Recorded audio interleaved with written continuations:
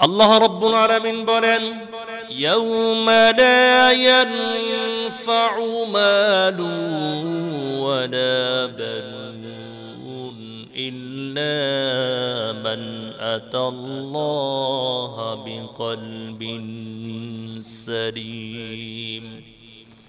আল্লাহ বলেন, সেদিন তোমাদের ধন সম্পদ সন্তান সন্ততি কোনো কাজে আসবে না। সেদিন শুধুমাত্র কাজে আসবে তোমাদের পরিশুদ্ধ অন্তর তথা পরিশুদ্ধ ঈমান আর আমল। আহারে, দুনিয়ার মধ্যে যে আমরা ধন সম্পদ উপার্জন করেছি, ধন সম্পদ দুনিয়ার মধ্যেই তো উপকারে আসে না, পরকালে কেমনে উপকারে আসবে? এই যে শব্দ আমাদের বাংলাদেশে 5ই আগস্টের পর সরকার পতন ঘটার পর আমাদের বাংলাদেশের অন্যতম একজন শীর্ষস্থানীয় ধনী চোর ডাকাত, বিগত দিন আমাদের বাংলাদেশের শেয়ার বাজার কেলেঙ্কারির মূল হুতা, তাকে বলা হয় দরবেশ বাবা সালমান এফ রহমান। নাম শুনেননি আপনারা?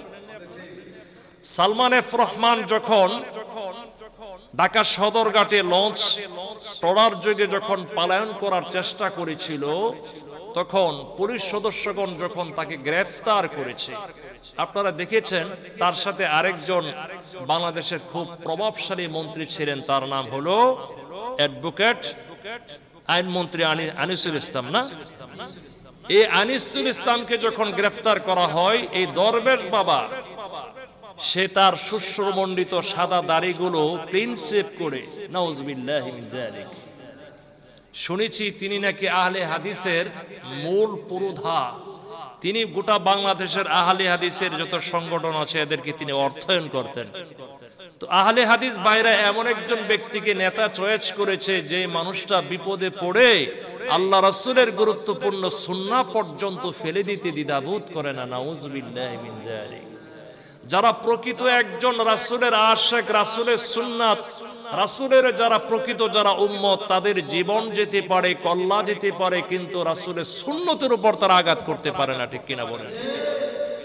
সম্মানিত হাজিরিন, সালমান এফ রহমানকে যখন গ্রেফতার করা হলো, তার এই যে বিশাল অর্থ, বাড়ি গাড়ি, ধন সম্পদ, ক্ষমতা, কোনো কিছু কি কাজে এসেছে? আসে নাই। এজন্য আল্লাহ রাব্বুল আলামিন বলেন, ইয়াউমা লা ইয়ানফাউ মালু ওয়ালা বানুন ইল্লা মান আতাল্লাহা বিকলবিন সালিম। তোমাদের ধন সম্পদ সন্তান সন্ততি, দুনিয়ার মধ্যে আমরা যে ধন সম্পদ জনশক্তি নিয়ে গর্ব অহংকার করতাম, আহারে যেই স্ত্রী পুত্র সন্তান বিবির মুখে একটু হাসি ফোটানোর জন্য আমরা রাত দিন পরিশ্রম করেছি, এমনকি হালাল হারামের মধ্যে কোনো পার্থক্য করলাম না, বাজ বিচার করলাম না, এমন একটা সময় আসবে যখন আমার আপনার ধন সম্পদ সন্তান সন্ততি বিন্দু পরিমাণ উপকার করতে পারবে না।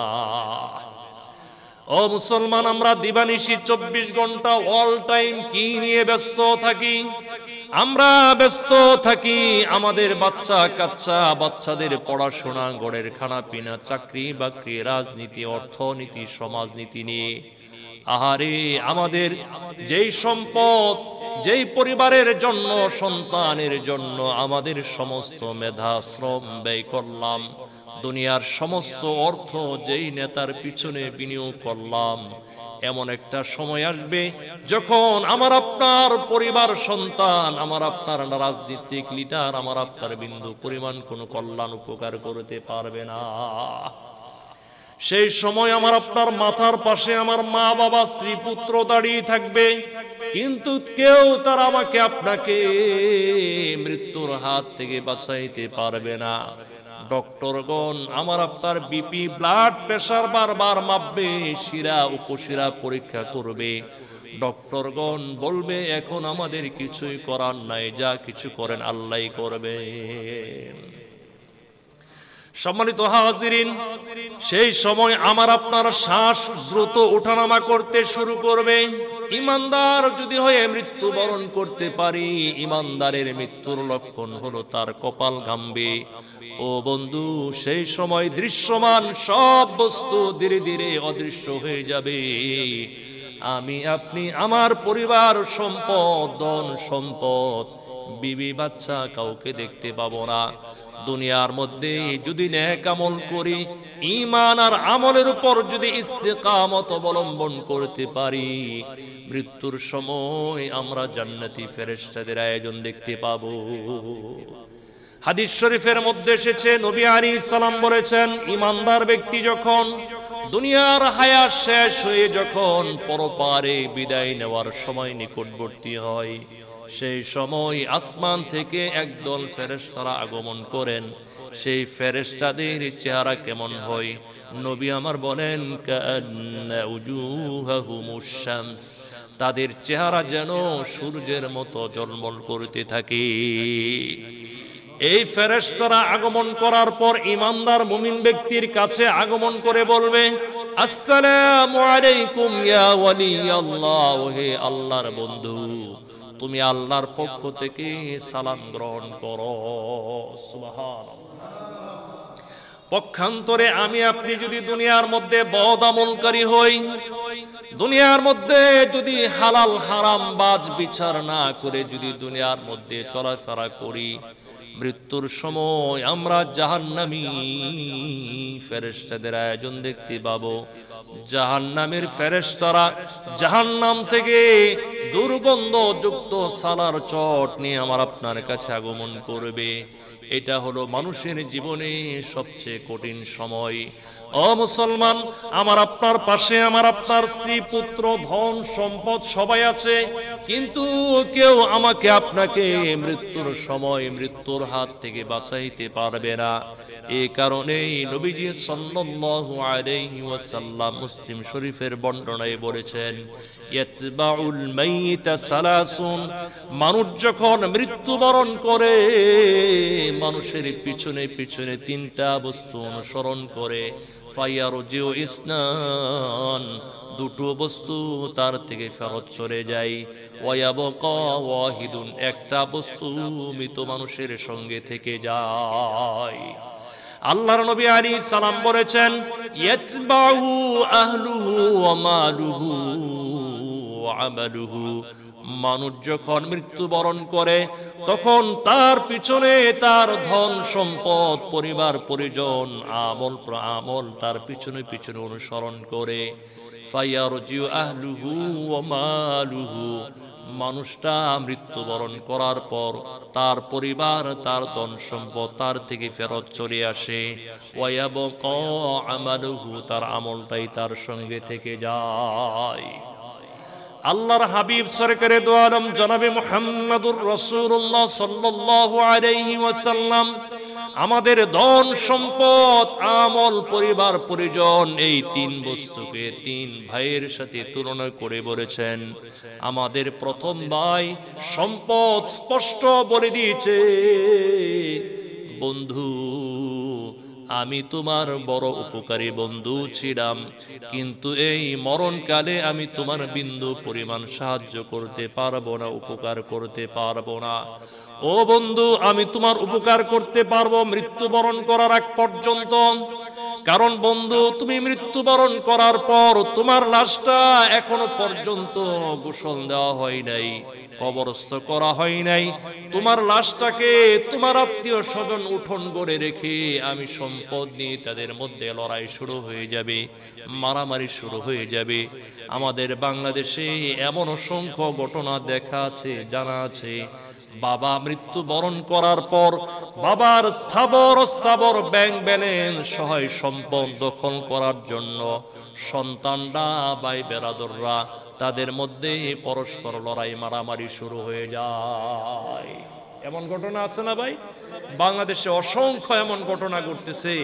বাবা মৃত্যুবরণ করার পর মৃত বাবার বৃদ্ধাঙ্গুলের টিপসই নিয়ে জমির মধ্যে, পেপারসের মধ্যে টিপসই পর্যন্ত নিচ্ছে। নাউজুবিল্লাহি মিন যালিক।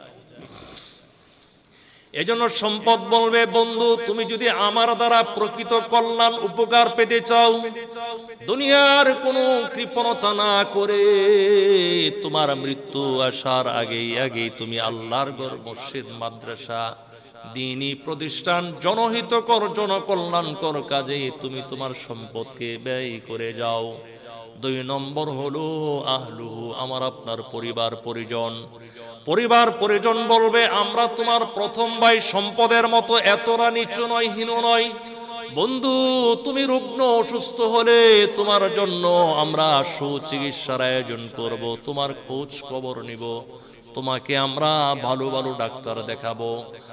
যখন তোমার সাকরাতুল মউত, মৃত্যুর যন্ত্রণা শুরু হয়ে যায়, মৃত্যুর সাথে তো লড়াই করা আমাদের পক্ষে সম্ভব না।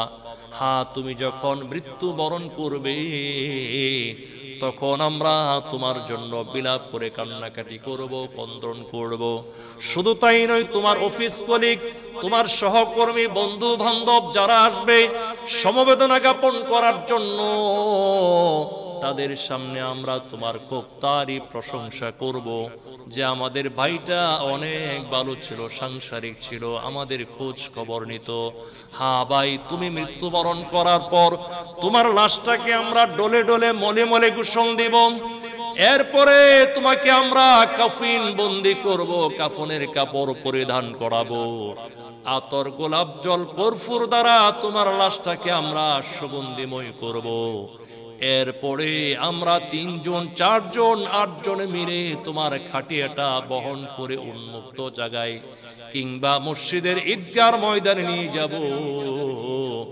ইমাম সাহেব, খতিব সাহেব যখন তোমার জানাজার নামাজ আদায় করবেন, এরপরে আমরা তোমার লাশটাকে বিসমিল্লাহি ওয়া আলা মিল্লাতি রাসূলিল্লাহ বলে কবরস্থ করব। শুধু তাই নয়, এরপরে আমরা একটা প্রচলিত দোয়া পড়ি, মিনহা খালাকনাকুম ওয়া ফিহা নুঈদুকুম ওয়া মিনহা নুখরিজুকুম তারাতান উখরা। এই দোয়াটা পড়ে আমরা 3 মুষ্টি মাটি দিব, ধীরে ধীরে তোমার কবরটা আমরা মাটি দ্বারা ভরাট করে দিব। এই বলে আমার আপনার পরিবার পরিজন বলবে, বন্ধু দুনিয়াতে তোমার হায়াত শেষ, আমাদের হায়াত বাকি আছে। এই বলে পরিবার পরিজন আমাকে কবরস্থ করার পর চলে আসবে। তাহলে বাকি রইল হলো আমল।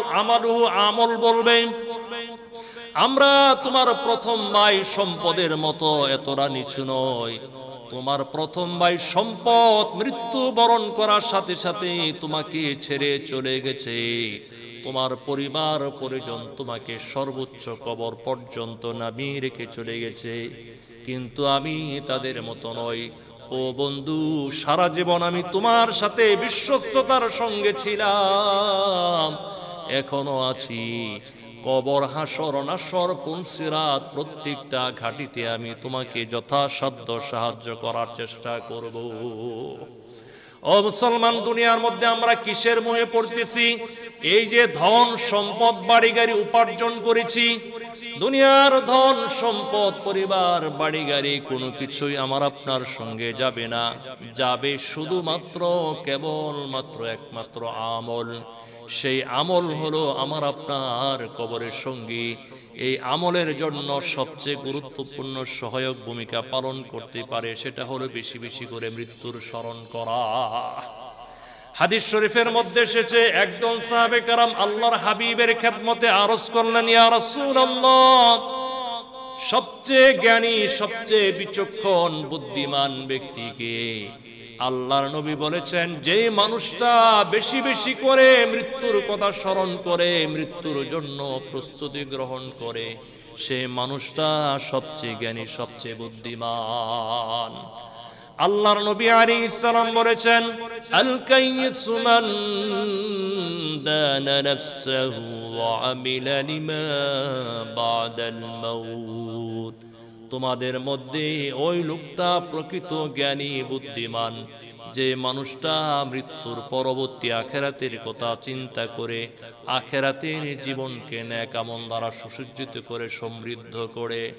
আর সবচেয়ে নির্ভুত সবচেয়ে বেওকুফ হলো ওই মানুষ যে ব্যক্তি নিজের মন মতো মন চাহি জীবন যাপন করে আল্লাহ তাআলার কাছে জান্নাতের প্রত্যাশা করে।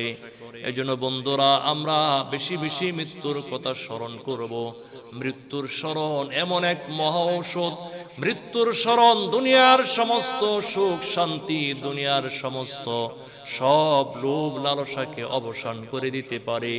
আল্লাহর নবী বলেন, আকসিরু যিকরা হাযি মিন লাযযাতিল মাউত, তোমরা সকল স্বাদ আহ্লাদ অবসানকারী মৃত্যুর কথা বেশি বেশি করে স্মরণ করো। মৃত্যুর কথা স্মরণ করার উপকার সম্পর্কে আল্লামা জালালউদ্দিন সুয়ুতি রহমাতুল্লাহি আলাইহি বলেছেন, যে ব্যক্তি অধিক পরিমাণে মৃত্যুর কথা স্মরণ করবে আল্লাহ তাআলা তাকে 3টা বছর তৌফিক দান করবেন। 1 নম্বর, আল্লাহ তাআলা অতি দ্রুত তার তওবা কবুল করে নেবেন। মৃত্যুবরণ করার আগে আল্লাহ তাআলা তার তওবাটা কবুল করে নেবেন। 2 নম্বর, অল্প তুষ্টির গুণ অর্জিত হয়ে যাবে।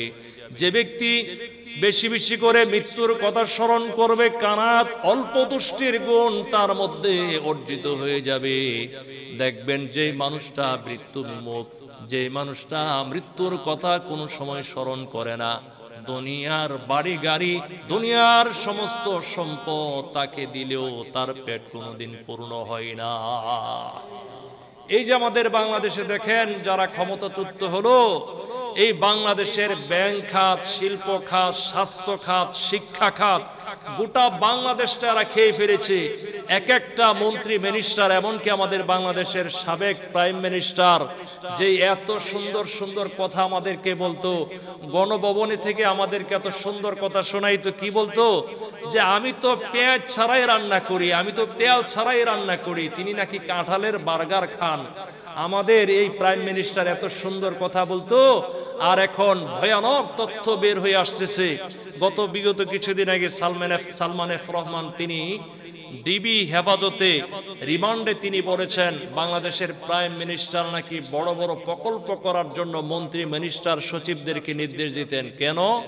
যত বেশি বড় প্রকল্প করতে পারবে সেই প্রকল্প থেকে বেশি বেশি করে লুটপাট তিনি করতে পারবেন। নাউজুবিল্লাহি মিন যালিক। এরকম জালেম, এরকম স্বৈরশাসক নব্য ফেরাউনের শাসন থেকে আল্লাহ আমাদেরকে উদ্ধার করেছেন। এটা মনে করি আল্লাহ তাআলার পক্ষ থেকে আমাদের জন্য বিশাল বড় একটা নিয়ামত, ঠিক কিনা বলুন? এজন্য আল্লাহ তাআলার দরবারে শুকরিয়া আদায় করতে হবে, আল্লাহর কাছে এই কামনা করতে হবে আল্লাহ যেন আমাকে অল্প দুষ্টুর গুণ, কানাতের গুণ দান করেন।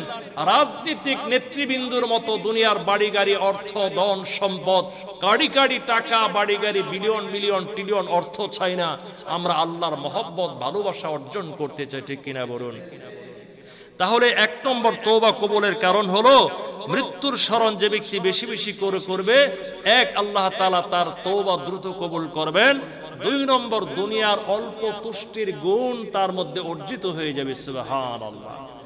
3 নম্বর, যে মানুষটা বেশি বেশি করে মৃত্যুর কথা স্মরণ করবে ওই মানুষটা দিনই যে কোনো কাজ করলে, ইবাদত করলে, নামাজ পড়লে, কোরআন পড়লে তার স্বাদ মিষ্টতা অনুভব করতে পারবে।